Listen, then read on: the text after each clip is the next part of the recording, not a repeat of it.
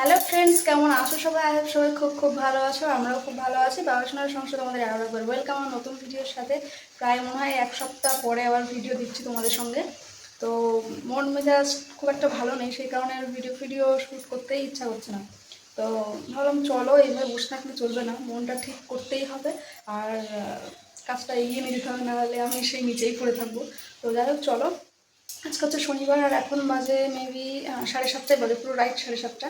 আর আজকে কি করবো না করবো সবই তোমাদের সাথে শেয়ার করবো। আই হোপ ভিডিওটা খুব ভালো লাগবে। তো চলো বেশি কথা না বলে ভিডিওটা শুরু করা যাক। তো দেখো, কাটাকুটি করতে বসে গেছি। ফার্স্টে ফ্রিজ থেকে আর কি সবজিগুলো বার করে নিয়েছি, আর এদিকে আম কাটতে শুরু করে দিয়েছি।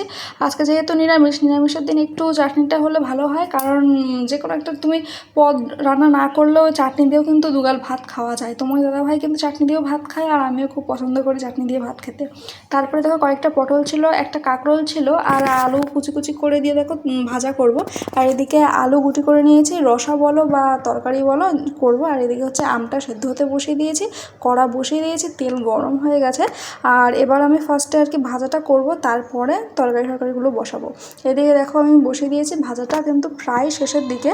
আর হালকা উপর দিয়ে একটু চিনি দিয়ে দেবো, তাহলে একটু মিষ্টি মিষ্টি ভালো লাগবে।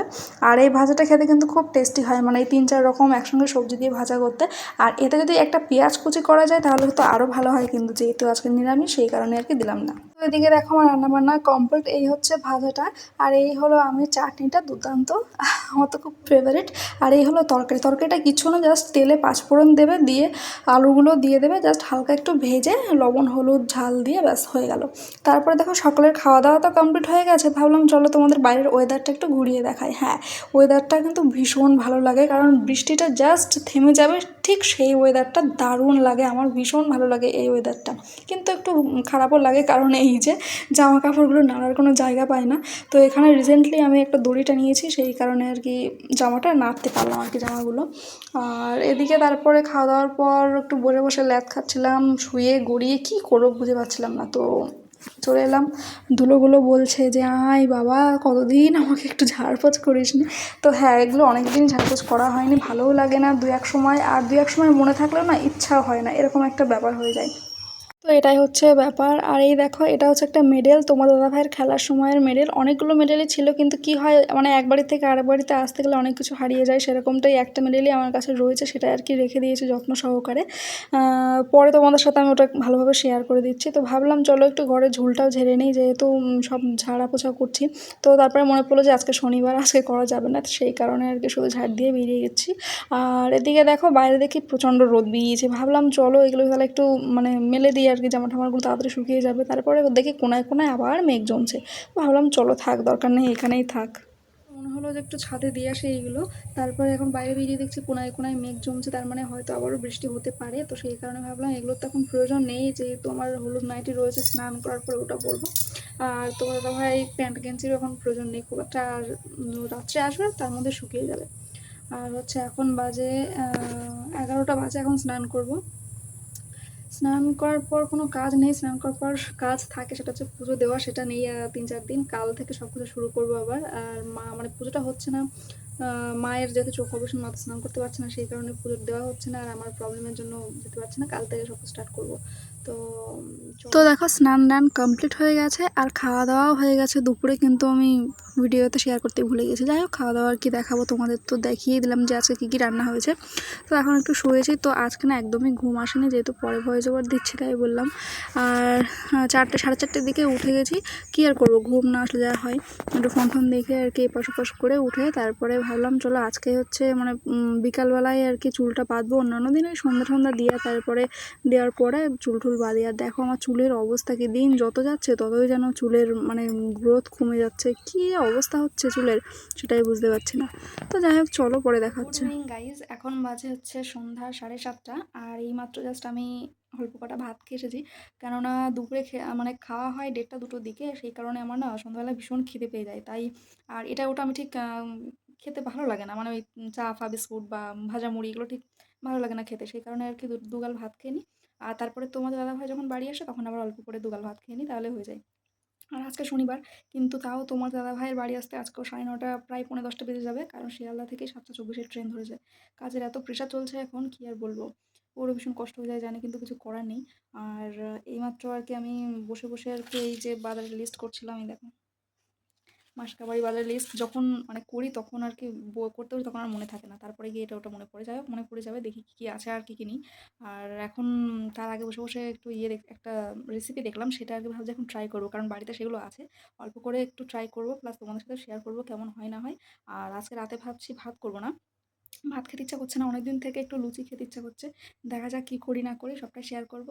তো এই যে চলে এলাম এখন দেখো কিচেনে, আর এই যে লুচির জন্য আর কি সরি মানে ময়দাটা মেখে নিয়েছি, সরি ওটা লুচির জন্য না, মানে যেটা আর কি বানাবো সেটার জন্য। আর অল্প করে মেখে নিয়েছি কারণ ফার্স্ট দিন ট্রাই করছি। আর এখানে না চিনির একটা মানে শিরা তৈরি করতে হবে, সেটাই আর কি তৈরি করছি এলাচ দিয়ে। তো আমি না এটার পুরো ভিডিওটা তোমাদের সাথে শেয়ার করলাম না, দারুণ টেস্টি হয়েছিল।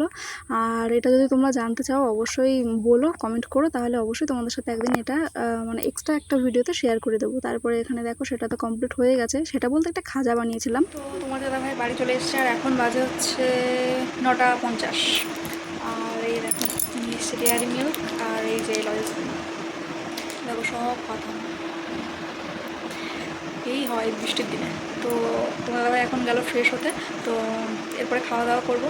তো চলো। তো এই যে তোমার দাদা ভাই নিয়ে এসেছিলো মৌসুম্বি লেবু, আর এখানে রয়েছে আগের দিনও দুটো রয়ে গেছে, আর নিয়ে এসছে হচ্ছে কলা। এই যে এই দুটো লেবু আগের দিনের, আর এই হচ্ছে একটা বেদানা রয়েছে, মানে গত সপ্তাহের ফল। আর এই সপ্তাহে দেখো কম্বিনেশনটা খুব সুন্দর, সবুজ লাল আর হলুদ, হেভি সুন্দর লাগছিলো। আর এই কলাটাও উপরে রাখবো, নাহলে আবার পিঁপড়ে কি দুঠে দূরে এগুলো আবার খেয়ে নেবে। তো এই হচ্ছে ব্যাপার। আর এই দেখো এখানে হচ্ছে মেন যে জিনিসটা বানিয়েছে, তোমরা দেখে বুঝতে পেরেছো কিনা জানি না, তো এটা হচ্ছে খাজা। আর এখানে লুচি কমপ্লিট হয়ে গেছে। তো সত্যি ভীষণ মানে ফার্স্ট টাইম বানিয়েছি, এত সুন্দরভাবে বুঝতেই পারিনি, খুব সুন্দর হয়েছিল। তো আরও একদিন বানাবো। তো তোমার দাদা ভাইয়ের হুকুম এই আর কি। তো 5টা দিয়েছিলাম, তার থেকে একটা তুলে দিয়েছে লুচি তোমার দাদা ভাই। আর যেহেতু আজকে 5টার সময় খেয়েছে সেই কারণে। তো চলো খাওয়া দাওয়া করে পরে আসছি। রাত প্রায় 10:30, এখনও হয়নি, 10:20 বাজে। তো খাওয়া দাওয়া আমাদের কমপ্লিট হয়ে গেছে, আর তোমার দাদা ভাই শুয়েও পড়েছে। আর এখন শুয়ে পড়বো ওষুধপত্র খেয়ে। তো একটা কোশ্চেন আছে, অ্যান্সার প্লিজ।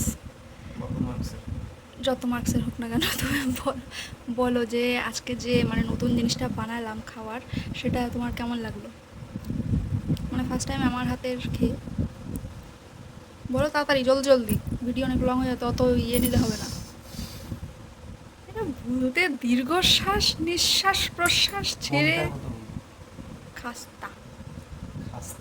খাস্তায় তো আমি প্রথম বানিয়েছি আজকে, মাছ যেগুলো বানিয়েছি সেগুলো কি আগে বানাইনি? খাজা না খাস্তা না কি বলো, যাই হোক কেমন লেগেছে বলো? ফার্স্ট টাইম বানিয়েছি, সাকসেসফুল। হ্যাঁ, পুরীর খাজাই তো। হ্যাঁ, সে কাকাতুয়া বিখ্যাত দোকান থেকে কিনে যে খাজা এনেছিলাম, তার থেকে তোমার ভালো। এই পুরী গেছিলাম আমরা 1 বছর হয়ে গেল, 14ই আগস্ট গেছিলাম।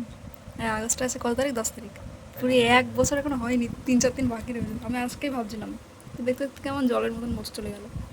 যাই হোক, তো চলো ভিডিওটা এখানে শেষ করছি। যদি কোথাও ভালো লাগে অবশ্যই like comment share and subscribe করে দিও। দেখা হচ্ছে নেক্সট ভিডিওতে। সেই মতো সবাই সুস্থ থেকো, ভালো থেকো, টাটা।